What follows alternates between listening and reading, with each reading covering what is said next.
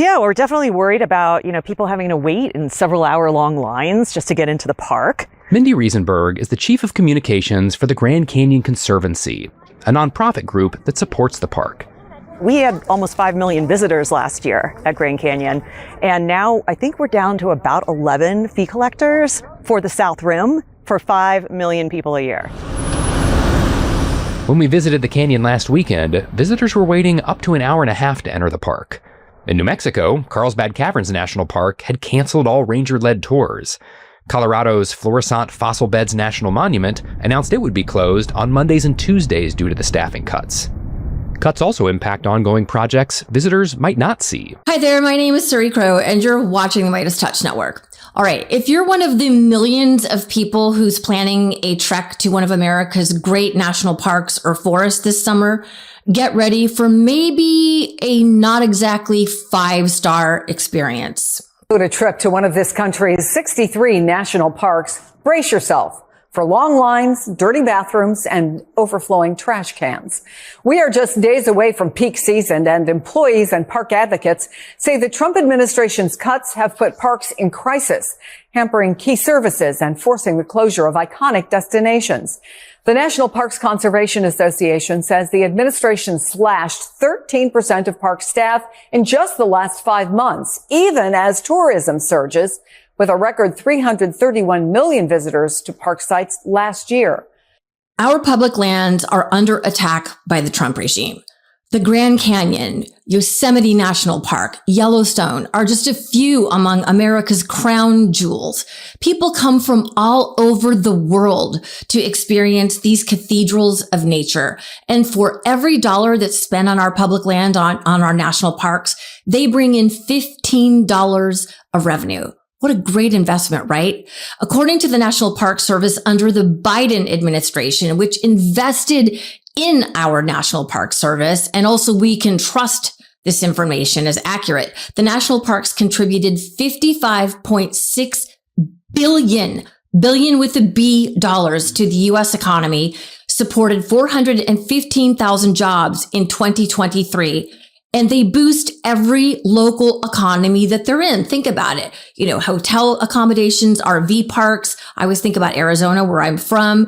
Native Americans can craft beautiful jewelry and sell it to the tourists who come there, restaurants, etc.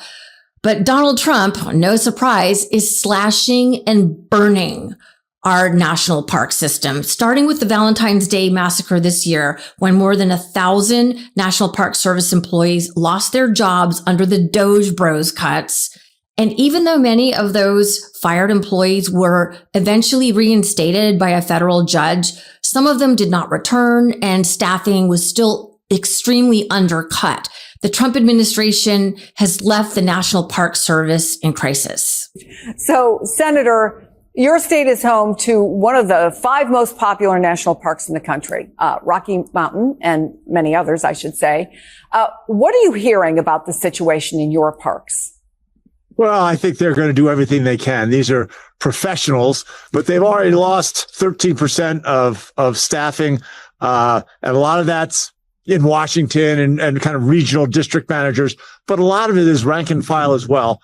And they've lost that already. And in the House budget, their cuts are, another $267 million for park staffing needs. So the culmination, the aggregation of all that together is bad news. I mean, we'll get through it. I think people should go to the parks. And, for many people, these are cathedrals where we gather and regain our spiritual center.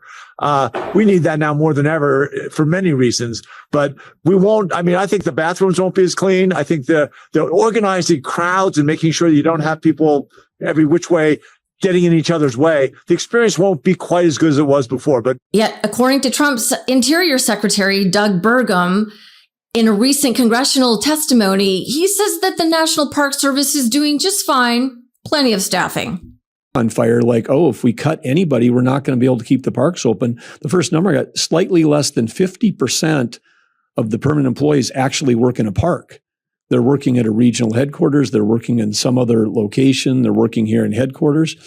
And so then it was like, well, how many of them work by different functions? Because we always talk about park rangers and wildfire fighters, which we had put as a protected class on all of the orders when I got there, which is don't get rid of any wildland firefighters, don't get rid of any law enforcement.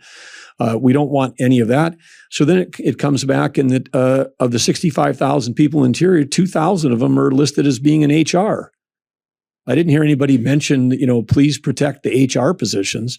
We got several thousand people working in IT, and I don't know what they do.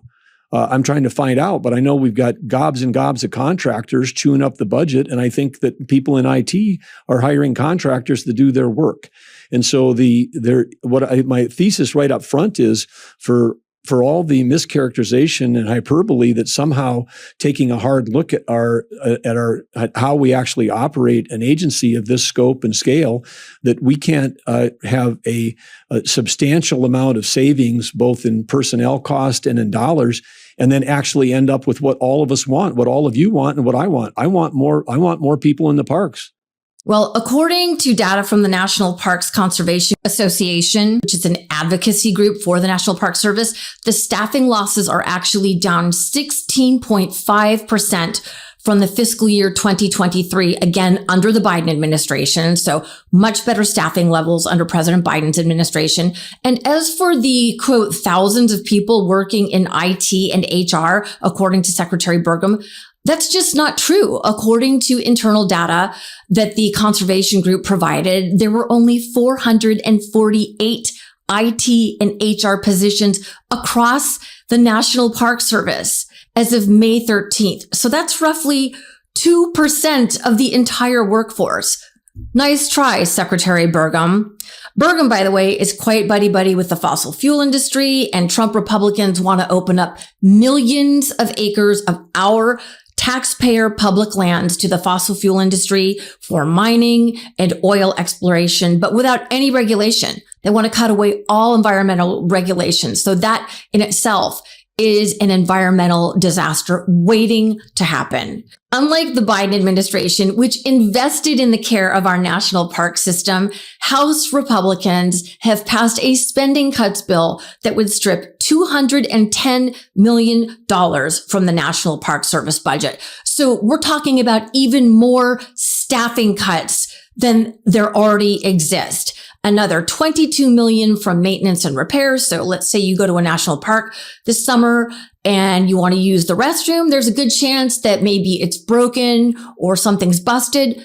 Fat chance it will be repaired or fixed anytime soon under the Republican regime, as well as $20 million in historic preservation funding and additional cuts to the EPA's programs that protect our national wonders, that make sure that there is clean air and water when you go to Yosemite or Yellowstone National Park. Oregon Senator Jeff Merkley ripped into Secretary Burgum at that same congressional hearing. Check this out. Mr. Secretary, you like to talk about unleashing America's balance sheet, focusing on the mining and exploitation profit potential of our public lands. But accounting for the value of public lands is not as simple as a business spreadsheet. How do you value recharging one's soul on the rim of the Grand Canyon? How do you measure the value of a fourth grader gasping in awe at the unspoiled natural wonder of Crater Lake in Oregon? Or of an adult who watched civil rights marches on TV in the 60s, walking across the Edmund Pettus Bridge in Selma, Alabama, and reliving the fight for racial equality and remembering Bloody Sunday, 1965. This administration talks about public lands like they're just a transaction, available for wheeling trade or for sale. But they are not just a transaction. They are part of the soul of this nation. They are to be celebrated, protected, and passed on to the next generation and the generation after.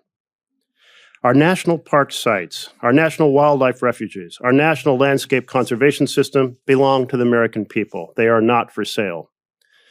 So today I'll try to dive deeper into the shocking strategy of selling off America's treasures, destroying endangered species and ecosystems, walking away from our responsibility to tribes, and the effort to fire dedicated professional federal workers and to freeze funding for parks, nonprofits, and most dangerously, wildfire preparedness.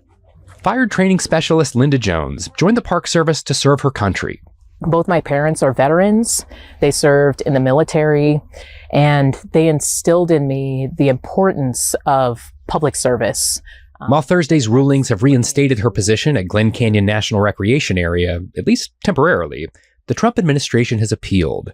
A larger reduction in force is still possible, which leaves park staff like Jones dealing with an uncertain future, worried about what's to come. This is the story of America.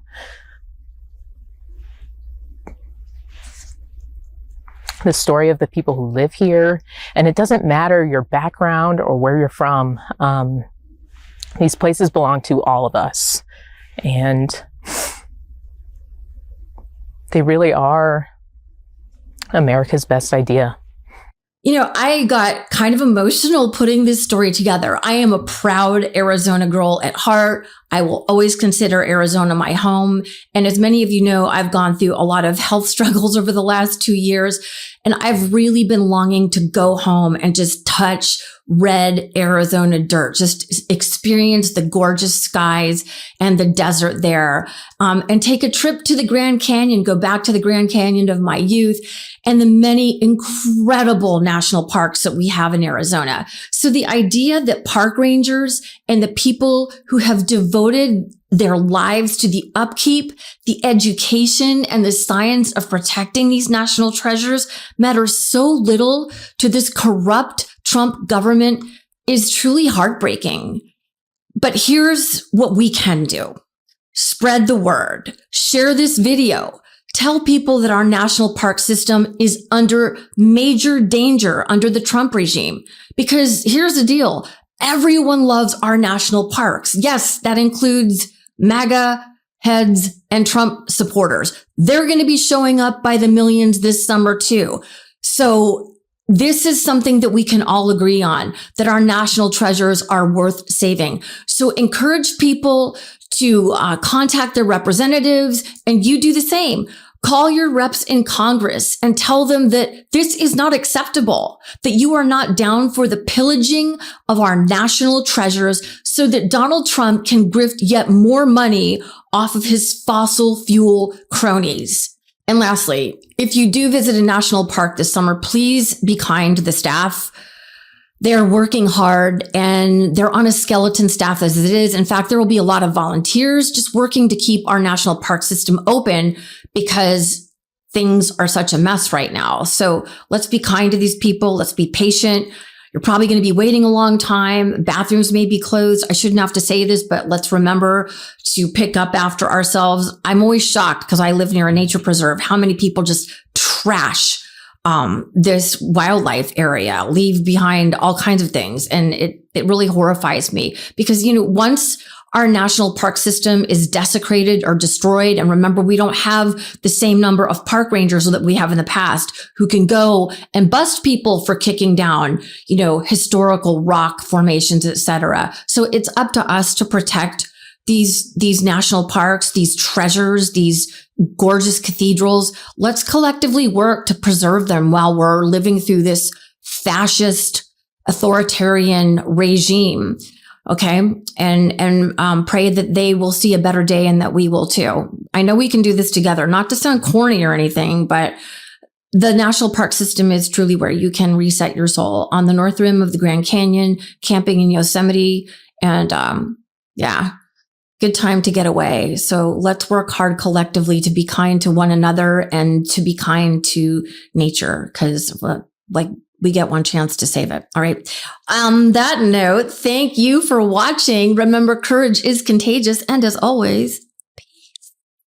Love this video? Continue the conversation by following us on Instagram @MeidasTouch and help us blow past 1 million followers.